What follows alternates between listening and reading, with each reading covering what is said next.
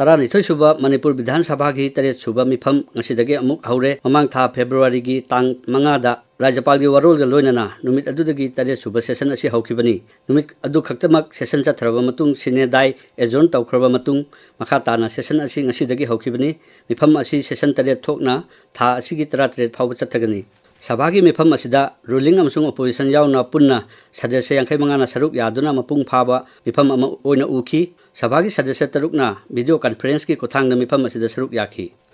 महौसागी मतौगुम ngasi ayuk pung 13 ताबा मतमदा मणिपुर विधान सभा अध्यक्ष तोक्सोम सत्यव्रतना मिफम होदोखी मिफम असिगी अहानबा proceeding ओइना अध्यक्षना लेखिद्रबा हानगी प्रधानमंत्री doctor Manmohan Singh Manipur की हानगी राज्यपाल ला गणेशन हानगी विधानसभा सदस्य सिंह अमसुंग मणिपुर लेजिस्लेटिव असेंबली सेक्रेटरीट की सेक्रेटरी ओइना थौपुरंबा यावना मिओइ पुन्ना 13 की ओबिचुअरी रेफरेंस पुखतखी ngasi ओबिचुअरी रेफरेंस ता यावखिबा हानगी विधानसभा की सदस्य सिंह अदुदी जिरेबाम विधानसभा केंद्र की थौदाम देवेंद्र चंदेल विधानसभा केंद्र की बीडी बेरिंग कोंथौजम विधानसभा केंद्र की हेनाम लोखोन सिंह थानलोन विधानसभा केंद्र की बुंजागिन बालते चिंगाई विधानसभा केंद्र की डॉक्टर खसिम रुइभा अमसुंग पीटर फैरी कांगपोक्पी विधानसभा केंद्र की थंगलेन किपगेन थंगमैबन विधानसभा केंद्र की मैनम भोरोट वांगोई विधानसभा केंद्र की युमनाम मनीनी मसिगा लोइनना ओबिचुअरी रेफरेंस अदुदा इंग 1963 की मणिपुर स्टेट टेरिटोरियल असेंबली की सदस्य ओइरंबी अरिबम बिमोला अमसुंग मणिपुर लेजिस्लेटिव असेंबली सेक्रेटरीट की हानगी सेक्रेटरी सिंह राजकुमार मधुसना अमसुंग थोक्सोम बाबूसु यावखी मुख्यमंत्री युमनाम खेमचान हानगी मुख्यमंत्री नोंथोमम बिरेन ओपोजिशन कांग्रेस की लुचिंगबसिंग ओक्रम इबोबी अमसुंग कैसाम मेघचंद्र अहुमना ओबिचुअरी रेफरेंस असिदा सरुक यादुना लेखिद्रबा मियोसिंग असिना हिंगलिंगै मतमदा लेबाक मियामगिदमक्ता तौरंबा थबकसिंग गी मतांगदा सभादा थमखी श्री युमनाम खेमचाना महाकी ओबिचुअरी रेफरेंस की वरोलदा हानगी प्रधानमंत्री डॉक्टर मनमोहन सिंहबु थागल अदुना हाई लुचिंगबा असिना लेखिदबा असी लेबाक असिगी चावना मांगजबनी अमदी लेखिद्रबगी इमुंग मनुंगना तारिबा अवा अनादा सरुक यारी हानगी मणिपुर की राज्यपाल ला गणेशनगा मतम खरा लोइनखिबा दुदा फावखिबा वखलगी मतांगदा फोंगदोलदुना मुख्यमंत्री हानगी राज्यपाल असिबु मणिपुर अमदी लमदम असिगी मियाम नुंगसिबा अमसुंग मियामगिदमक थागतनगाई ओइबा लुचिंगबा अमनी हाइना सिंथाखी मसिगा लोइनना मुख्यमंत्री लेखिद्रबा विधानसभा की सदस्य सिंह अमसुंग अतोप मियोसिंग अदुना लेखिदबदा अवाबा फोंगदोकपगा लोइनना मखोइना तौरंबा सिंथानिंगाई ओइबा थबकसिंग अदु पनखी बीजेपी लुचिंगबा अमसुंग हानगी मुख्यमंत्री नोंथोमम बिरेना ओबिचुअरी रेफरेंस अदुदा सरुक यारदुना हाई लेखिद्रबा डॉक्टर मनमोहन सिंहना लेबाक असिगी प्रधानमंत्री ओइबगी मथक्ता मसामक इकोनॉमिस्ट अमा ओइना मियामगिदमक थागतनिंगाई ओइबा थबक कया तौरमी लुचिंगबा असिना लेखिदबा असी लेबाक असिगिदी अचौबा मांगजबा अमनी हाइना श्री बिरेना मखा ताखी कांग्रेस लुचिंगबा ओक्रम इबोबिना ओबिचुअरी रेफरेंस असिदा सरुक यारदुना हाई लेखिद्रबा हानगी प्रधानमंत्री डॉक्टर मनमोहन सिंह असी लेबाक असिगिता नतना मलेमदा मियामना सखंगरबा थोदोक हेंदोकपा लुचिंगबा अमनी महाक भारतता सेन्मिटलोनगी लमदा लिबरलाइजेशन पुरक्तुना लेबाक असिबु चौखटननबा होनरंबा लुचिंगबा अमनी मणिपुर की हानगी राज्यपाल ला गणेशना मतनुंग मतम चादना लेखिदबा दा नुंगाइतबा फोंदोखी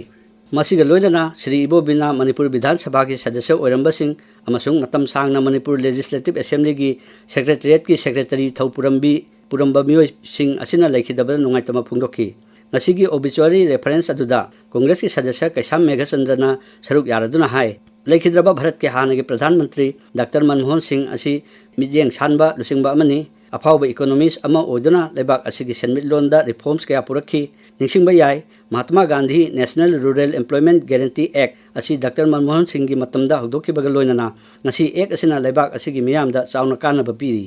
मसिगा लोइनना लेबाक असिगी वायल शासनदा सेंजा थुमजा थिंगनबा होनबदा चावना ngaklo ओइरिबा right to information act ngasi लेखिद्रबा प्रधानमंत्री असिना हिंगलिंगै मतमदा लेबाक असिदा चटनाहनखिबनी भारत की चौखटपगी लमदा सिंथानिंगाई ओइरबा आधार राइट टू एजुकेशन यावना तोंगान तोंगानबा थौसिल थौरांग कया हौदोक्तुना लेबाक असिबु चौखट मैकैदा कुमांग यांगना संसिननबा होनबगा लोइनना लाइरबगी पनखै मखादा लैबा मियोइसिंगी याइफनबा कया होनरमखी श्री मेघचंद्रना हाई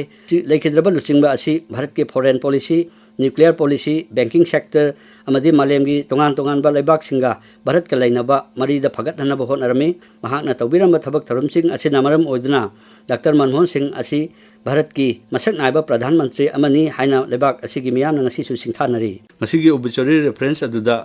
सभा की सदस्य सिंह के.एस. जोय किशन डॉक्टर सबम रंजन सलाम राजन खासिम बासुम Awangbo Nimai, M. Rameshwar, Karam Shyam, T.I. Shamkumar, S. Kunjakishore, M.D. Abdul Nasir, S.S. Olish,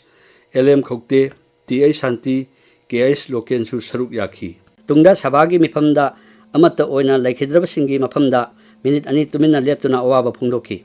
Numit yung mamatong da phamkiba Sabagi Mipamda, Lebak Asigi Rashtrapatina, SNP Girba, Manipur, Scheduled Caste, Other Backward Classes Regulation of Insurance and the Verification of Caste Certificate Bill, Lisingani Kumari, Manipur Bidhan Sabagi Secretary Rohit Sapamna Putoki, Tungda Sel Tungi Sarsu Puriba, Mukhyamantri Yumnam Khemchana, Business Advisory Committee Lisingani Kuntaruki Report, Sabada Thamki, Amadi, Supplementary Demands for Grants, Lisingani Kumanga Kuntaruk, Amasung Budget Estimate, Lisingani Kuntaruk Kuntaret, Sabada Putoki. Mukhyamantri na ing Lisingani Kuntaruk Kuntaret ki oina, Raja Sigi Mapung Oiba Budget, Tamnabagi Tanja Lauraduna, Mahana Hai, Raja gi Oiba Santi Raksagi Pibam Pagalakpaga Loinana, Hiram Kudimakta, Raja Si, Sakotpagi Sang Wangkalagle, Raja Sigi Masagi Revenue Collection Asi, Sakotpagi Lambida, Lady, ing Lisingani Kunmari Kumangagi, Rajagi, Revenue Collection, Lupa Koti Lisingani Niputaret Oirambadagi, Lisingani Kuntaruk Kuntareta, Lupa Koti Lisingani Sanipan Marputareta, Hengatle. Masi sahi ani asida saada kunthanipan hengat pani chatliba sahi asida Bharat Sarkar na akhanaba package oina lupa koti lising aniga samaga maudrani pan asi interest wang na puba loan sing singdoknaba security ga mari lainaba kharcha Central Paramilitary Force sing deploy tawba da changba sading amadi IDP singi rehabilitation da mateng pangnabagi damak raja sigi oina kaithrakhibani lagliba lising ani kuntaruk kuntret asigi oina IDP singi rehabilitation gi mathau taba mateng pumnamak pinaba budget asina lupa koti satret ka kuthra mari haple nupi singi senthok hengat anduna sel thungi phibam phana lehenaba sarkar asina asetpa phirep logduna nupi singi sel thungi phibam phagat hanaba scheme ama sahi asida hudok lagani masina raja asida lairiba nupi lakh ahum makhai romda gudong saba phangangani raja asigi lambi thongi phibam maru oina lambi semgat sagatpagi lamda Sarkar asina ahenba miyeng sangli pa koti samapan ga tramari gi senpam budget estimate lisingani kuntaruk kuntre tahable employee singna makoi gi retirement benefit sing phangadabada lairiba backlog sing clear tawnaba plan tawri masigi damak mathau taba senpam budget tahable revised estimate lisingani kumanga kuntaruk ki wafam paladuna mukhyamantri na hai apunba receipt asi lupa koti lising kunthani thoiga sahum humputaruk oigani haina pari revenue receipt na lupa koti lising kuni thoiga chani pan kuthra manga amadi capital receipt na lupa koti lising mapan ga chani kuntha teret oigani haina pari apunba state on tax na lupa koti lising amaga samapan kuntha nipan amadi non tax receipt na lupa koti samri ga yankhai oigani haina pari total expenditure gi matang da thamladuna mukhyamantri na hai lupa koti lising kuntha thoi samri kuntha taruk ki senpham ama project tawri masigi manungda revenue expenditure asi lupa koti lising kunga sachet humputaret oigani amadi capital outlay na lupa koti lising mariga sachet humpumathoi oigani haina pari revised estimate lisingani kumanga kuntarukta fiscal deficit asi GSDP gi sada manga daspik mari amasung outstanding debt asina GSDP gi sada nipu oigani lisingani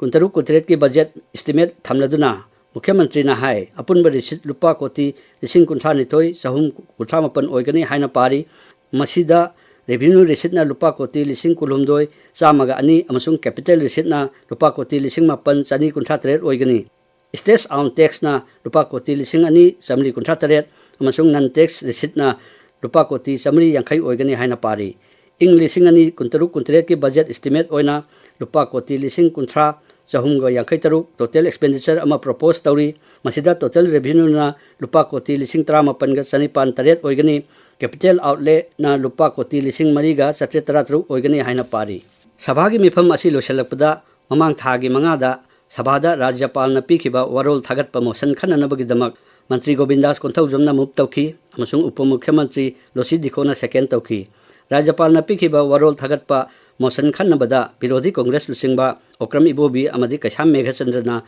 rajyapal na pikhiba warol aduda award apasing lairi haiba wafam yauna award pasing adu mentionaba suggestion kaya thamki madugi paukhum oina mukhyamantri gi maikaidagi award apasing adu khanaduna punna thabak tawminaduna ing tappa mahausa gi punsida hanjinba Manipur ama oinabagi damak sabhagi sadasya singi pungning chingsinki tungda sabhagi sadasya kudingmakna yanaraba matung Rajapal na pikhiba warol thagatpagi motion adu khanaduna pass taraba matung atopa agenda laitabadagi अध्यक्ष थोक्तोम सत्यव्रतना हयेंग अयुक्की पुंग 13 फाउबा सभा की मिफम यैथोखी।